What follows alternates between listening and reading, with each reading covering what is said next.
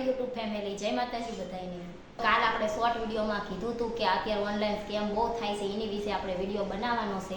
તો online scam થાય છે એમાં અમારા એક બેનપણીનો ભોગ બન્યા છે, અને આ વિડીયો બનાવવાનું કારણ એટલું જ હતું કે આપણા 2300 સબસ્ક્રાઈબર છે, એમાંથી કોઈની હારે આવું ના થાય એટલા હાટું આપણે આ વિડીયો બનાવી છે। બીજું કંઈ આ વિડીયો બનાવવાનું મકસદ નહોતું, પણ મેં કીધું આ વિડીયો બનાવી તો ઘણા જોવે અને ચેતી જાય કે ફરીને એ કંઈક મંગાવતા હોય તો એ રીતના ના મંગાવે, એટલે આપણે આ વિડીયો બનાવવાનો છે। તો ઓનલાઈન સ્કેમ થાય છે એમાં જે 2-3 સ્કેમ મને ખબર છે ને એ હું તમને કહું છું।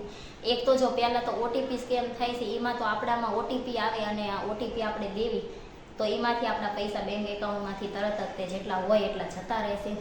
અને બીજું છે કે આપણે ઓનલાઈન આ રીલ્સ ને એવું બધું જોયું હોય એમાંથી ઓર્ડર આપી અને પછી પૈસા અડધા કે પૂરા પહેલાં લઈ લેશે અને ઘરે વસ્તુ નથી પહોંચતી, એ થાય છે।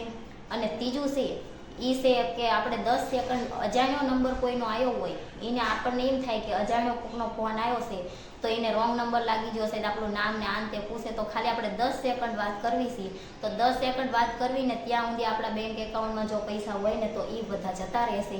એટલે આ 2-3 સ્કેમ જે વિશે મને ખબર હતી એટલા મેં તમને કીધા છે। અને મારી બેન જોડે જે સ્કેમ થયો છે ને એ હાવ સાદો સ્કેમ થયો છે, અને એ સ્કેમ થવાનું કારણ તો એટલું જ છે કે એમને ઓનલાઈન પહેલાં એક રીલ્સ જોતા હતા ફોનમાં રીલ્સ જોયા પછી એમને એમ થયું કે આ વસ્તુ મગાવી છે, એટલે એમને કોલ કર્યો કે અમારે આ વસ્તુ લેવાની છે। તો એમને કીધું કે કંઈ વાંધો નહીં, તમે 1150 રૂપિયા પહેલાં મોકલી દો અને પછી તમારી વસ્તુ બુક થઈ જશે, પછી જ્યારે વસ્તુ ઘરે પહોંચે ત્યારે તમે પૈસા દેજો। તો એમાં એવું છે કે મારા બેન અને જીજાજી થોડાક ટાઈમ પહેલાં તે સુરત રહેવા આવ્યા છે, અને મારા જીજાજી જોબ કરે છે નાની મોટી, એટલે એમને કંઈ વધારે ફૂલ પગાર એવો હતો નહીં, એટલે એ અહીંયા તો એમને વોશિંગ મશીન ને બધી ટોટલી વસ્તુ છે એમ, પણ દેહમાં એમને નથી। તો દેહમાં હા એમને નહોતું એટલે એમને કંઈક લેવાનું હતું, તો એમને કીધું કે આમાં દેહમાં મોકલાવવું છે એટલે લેવાનું છે, તો અમને નામ ને એડ્રેસ ને બધું દઈ દીધું અને 1150 રૂપિયા આપી અને બુક કરાવી નાખ્યું। પછી બીજા દિવસે ફોન આવ્યો કે હવે તમારી વસ્તુ ઘરે પહોંચવા આવી છે અને ટ્રેકિંગ લિંક બંધ થઈ જશે અને તમારે પૈસા દેવા પડશે તો જ તમારા ઘરે વસ્તુ પહોંચશે। હવે અહીંયા સામે એમને કોઈ એવું હતું નહીં કે જે લેવા જઈ શકે, અને અહીંયાથી તો એમને એમ થયું કે હાલો હવે પહોંચી જવા આવ્યું છે તો આપણે દઈ દેવી એમ। તો એમને પહેલાં 3199 રૂપિયા એમ કંઈક નાખવાના કીધા। તો મારા બેને જ્યારે સ્કેન ઓલા ક્યુઆરમાં સ્કેન કરીને પૈસા નાખ્યા તો એમાં 2000થી ઉપર પૈસા ના ગયા, એટલે એને 2000 રૂપિયા પહેલાં નાખ્યા અને પછી 199 કે એમ કંઈક નાખ્યા। તો એ ભાઈએ એમ કીધું કે તમે આ રીતના 2 વાર અલગ અલગ પૈસા નાખ્યા ને એટલે ના થયું, હવે તમે છે ને બધા એક હારે નાખી દો। તો એને કંઈ વિચાર્યા વગર બધા એક હારે પૈસા નાખી દીધા। એને એમ થયું કે હવે પહોંચી જવા આવ્યું છે તો આપણે કંઈ વાંધો નહીં એમ, તો એને બીજા પૈસા નાખી દીધા। એટલે એમ કીધું કે હજી તમારથી નથી થતું, હજી તમે 1499 રૂપિયા નાખો। તો એને એમ કીધું કે મારી વસ્તુના જેટલા પૈસા છે એટલા તો મેં તમને પૈસા નાખી દીધા, હવે બીજા પૈસા મારા ખાતામાં નથી। અને હવે મોટી જોબ કરતા હોય એવું હોય એના ખાતામાં તો વધારે પૈસા હોય, તે નાની મોટી જોબ કરતા હોય એના ખાતામાં પૈસા એટલા બધા હોય નહીં। તો એને કીધું કે હવે મારા ખાતામાં પૈસા નથી અને હવે હું તમને પૈસા નહીં નાખું, તમારા ઘરે મોકલાવું હોય તો મોકલાવો, ના મોકલાવું હોય તો કંઈ નહીં। તો એને માતાજી આ ગાય માતાના નામ તેને હમ ખાઈને એને કીધું કે તમે મોકલાવો તે નામ ને તેમને, પછી એને થોડુંક ઓલું કર્યું હશે પણ આના ખાતામાં તો પૈસા હતા જ નહીં એટલે એને ના મોકલ્યા। પછી એને દેહમાં એમના રિલેટિવ કોક એવા હશે એમને ફોન કર્યો કે આ રીતના વોશિંગ મશીનનું હતું ને આમ થયું છે, તમે એને ફોન કરીને ચેક કરો। તો એમને ફોન કર્યો એટલે એમને એવું લાગ્યું કે આ ફ્રોડ હોય એવું લાગે છે, એટલે અહીંયા એમને અમે બધા જે રિલેટિવ રહેતા હતા એમને ફોન કર્યો કે આ રીલ્સ જોઈને મેં આ રીતના મંગાવ્યું છે એમાંથી, અને તમે ફોન કરીને ચેક કરો કે શું છે શું નહીં એમ। એટલે અમારે એક સંબંધી હતા એમને અમે ફોન કર્યો કે તમે ચેક કરો તો એમ। એક અમારા નણંદના ઘરવાળા છે એ ઓલામાં છે, તો મારી બેન એમને તો એવું કોઈ ઓળખીતું નહોતું એટલે મને કીધું કે તમારે કોઈ એવું ઓળખીતું હોય તો તું ફોન કરીને પૂછી જો। એટલે મેં એમને એ રીલ્સને નંબર ને એવું બધું આપ્યું અને કીધું કે તમે આ ફ્રોડ છે કે શું છે તમે ચેક કરી જુઓ। તો એમને નંબર ફોન કરીને ચેક કર્યું એટલે એમને ખબર પડી જાય કે આ ફ્રોડ છે, અને પછી એમને મને ફોન કર્યો કે આ બધું ફ્રોડ થયું છે અને આ નંબરનું કે અમે લોકેશન કઢાવ્યું તો ઘડીક રાજસ્થાનનું આવે છે, ઘડીક દિલ્હીનું આવે છે, એટલે કે આ ફ્રોડ જ છે। પછી મેં એને ફોન કર્યો, પછી અમે ત્યાં જ્યાં એમના ઘરે, અને આપણે અત્યારે જે સાયબર ક્રાઇમનું આપણે ફોન કરવી એ વખતે બોલે જ છે, તો 19-30માં અમે ફોન કર્યો 29-30માં ફોન કર્યો એટલે એમને કીધું કે તમે તમારું નામ ને નંબર ને એ બધું દઈ દો અને આ નંબરમાં વોટ્સઅપ ચાલુ હોય તો અમે તમને મેસેજ મોકલશું. એ મેસેજ આવે ને એટલે તમે બેંકની બધી ડિટેલ, કયા બેંકમાંથી પૈસા કપાણા છે, બેંકનું નામ શું છે, આ તે બધી જે ડિટેલ પૂછે એ કહી દેજો. એટલે અમે એ લિંક આવી એટલે બધી ડિટેલ દઈ દીધી. પછી એમને કીધું કે તમે તમારું નજીકનું પોલીસ સ્ટેશન હોય ને ત્યાં જઈ અને 24 કે 48 કલાકમાં તમારી કમ્પ્લેન કરી દેજો.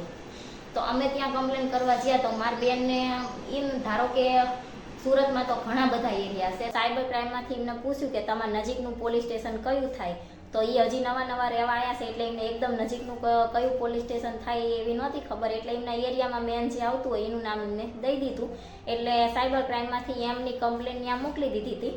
પછી તો જ્યારે અમે કમ્પ્લેન કરાવવા ગયા ત્યારે એના નજીકના પોલીસ સ્ટેશનમાં, ત્યારે એમને પૂછ્યું કે તમે તમારી કમ્પ્લેન ક્યાં કરી છે, તો એમને કીધું કે અમે આજે મેન હતું એનું નામ દીધું હતું. તો એમને કીધું કે તમે અહીંયા જેનું નામ દીધું છે ત્યાં કમ્પ્લેન કરવા જાઓ તો તમારે વધુ સારું પડે. હવે ત્યાંથી મારે તમારી કમ્પ્લેન અહીંયા લેવી પડશે. પછી તો એ ભાઈએ કીધું કે તમે અહીંયા કમ્પ્લેન કરી છે, ત્યાંની કમ્પ્લેન હું અહીંયા તમારી લઈ લઉં છું, પણ આજને આજ નહીં આવે એટલે તમે કાલ આવજો. એટલે પછી એ કે વાંધો નહીં. તો બીજા દિવસે અમે જ્યાં તો બીજા દિવસે એ ભાઈ બંદોબસ્તમાં જતા રહ્યા હતા એટલે હતા નહીં. એટલે જે દિવસે થયું હતું એ દિવસે જ્યાં તારે લખી નહીં અને બીજા દિવસે જ્યાં હતા તારે 24 કલાક થયા હતા અને એ ભાઈ ઘરે અહીંયા પોલીસ સ્ટેશને હતા નહીં. પછી એમને કીધું કે હવે આજ તો હું નથી, કાલે તે કદાચ હું હોય કે ના હોય, કોઈ બીજા બેન હોય તો તમે લખાઈ દેજો. એટલે બીજા દિવસે અમે લખાવા ગયા તો એ વખતે એ જે બેન અને સાહેબ બી જે એન્ટ્રી અરજી લખવા હોય છે એ બેમાંથી એકઈ નહોતા. અને એમને કીધું કે તમે સાયબર ક્રાઇમમાં કે કમ્પ્લેન કરી દીધી છે એટલે તમારી પ્રોસેસ બધી ચાલુ થઈ જઈ હશે. અને અહીંયા તો લખવાવાળા હતા નહીં એટલે અમે લખાઈ નહીં અને એમની આવતા રહ્યા. 2 દિવસ ધક્કા ખાધા ને 48 કલાક પૂરા થઈ ગયા તો એ પછી કમ્પ્લેન લખાવાનો કંઈ મેળ આવ્યો નહીં. લખાવા તો અમે 3 ધક્કા ખાધા પણ લખવાવાળા તે નહોતા. એટલે હવે આમાં આ રીતનું બધું થાય છે. તો આપણે બધાએ ધ્યાન રાખવાનું કે આવું કંઈ ના થાય. ઓનલાઈન ફ્રોડ આટલા બધા થાય છે અને આ હાવ બધા એમ કહે છે કે સિમ્પલમાં સિમ્પલ ફ્રોડ જે થયું એ આ ફ્રોડ કહેવાય કે આપણે રીલ્સ ને એવું બધું જોવી અને એમાંથી વસ્તુ મંગાવી તો એની કરતાં 500-1000 રૂપિયા આપણને મોંઘું પડે. પણ આપણે જે નજીકની દુકાન પડતી હોય ત્યાં જઈને તે જોઈ અને વસ્તુ લેવી તો વધારે સારું રહે. અને જેને બેંક એકાઉન્ટ હોય એને તો કોઈનો અજાણ્યો નંબર આવે તો 10 સેકન્ડ વાતે ના કરવી કે ઓટીપી આવે તો ઓટીપી શેર ના કરવો. અને આમાં બીજા વધારાના કંઈ હોય તોય આપણને ખબર નથી. આ તો મેન મને જે ખબર હતી એ મેં તમને કીધા. અને થોડાક ટાઈમ પહેલાં તે એક ભાઈને ગોવા ફરવા જવાનું હતું તો એ ફોનમાંથી ડાયરેક્ટ હોટલ બુક કરાવતા હતા ગોવાની. તો એ હજી તો ફોનમાં વાત કરતા હતા ત્યાં એમનામાં ઓટીપી આવ્યો અને ઓટીપી આવ્યો એટલે એમના ખાતામાં લાખ રૂપિયા પડ્યા હતા. તો એ લાખ રૂપિયા કપાઈ ગયા.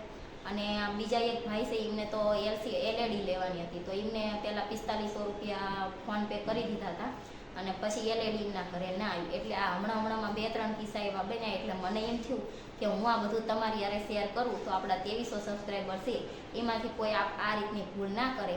અને હવે જો સાયબર ક્રાઇમમાં આપણે કમ્પ્લેન કરી છે એ કમ્પ્લેનની પ્રોસેસ તો ચાલુ થઈ જશે. પણ પોલીસ સ્ટેશનમાં તો હજી આપણે 2 વાર અરજી દેવા જ્યાં 48 કલાકથી હજી.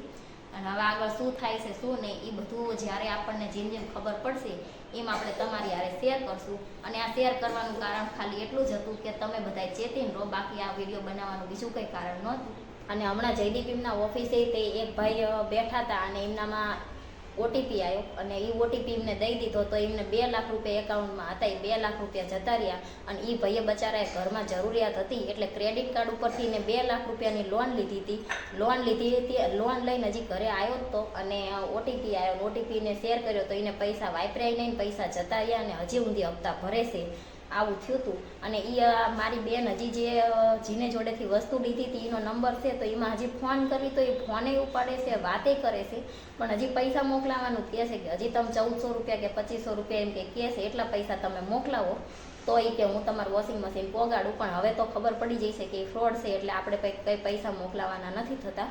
પણ હવે આગળની બીજી જે કંઈ ડિટેલ હશે ને જે કંઈ થશે કે પોલીસવાળા હજી 2-3 દિવસ પછી જવી તો લખે છે કે કેમ થાય છે, શું થયું, હું ને કેટલા પૈસા પાછા આવ્યા, એ બધી ડિટેલ આપણે જેમ ખબર પડશે એમ બધી તમારી હારે શેર કરશું.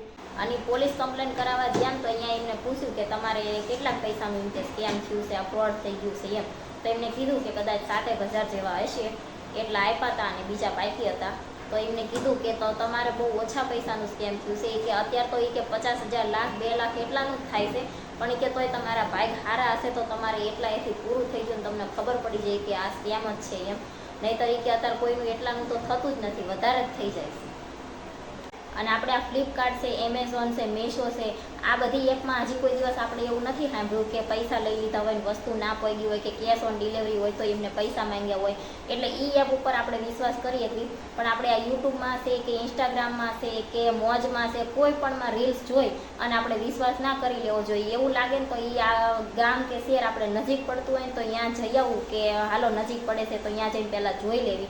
અને આઘું હોય ને તો વિશ્વાસ કરી અને મંગાવો તો એ કેશ ઓન ડિલિવરી મંગાવો. અને કેશ ઓન ડિલિવરી મંગાવ્યા પછી તે બીજા દિવસે એમનો ફોન આવે કે આટલે પહોંચ્યા છીએ કે તમે પૈસા નાખો કે આપતે, તો એ પૈસા નાખવા નહીં. જો મારી બેન હારે તો આવું બન્યું છે, પણ બીજા હારે ના બને એટલા હાટું આપણે કહેવી છીએ. તો બસ હવે આજના બ્લોગમાં તો આપણે આના વિશે જ તે બધું કહેવાનું હતું. એટલે આપણે જે કહેવાનું હતું, જેટલી આપણને ખબર હતી એટલું આપણે કહી દીધું છે. તો આ સાથે જ આજનો વ્લોગ આપણે અહીંયા પૂરો કરીશું. તો વ્લોગ તમને કેવો લાગ્યો કોમેન્ટમાં જરૂર કહેજો. વિડીયોને લાઇક કરજો, શેર કરજો, અમારી ચેનલ સબસ્ક્રાઈબ કરજો. જય માતાજી, ગુડ નાઇટ, બાય.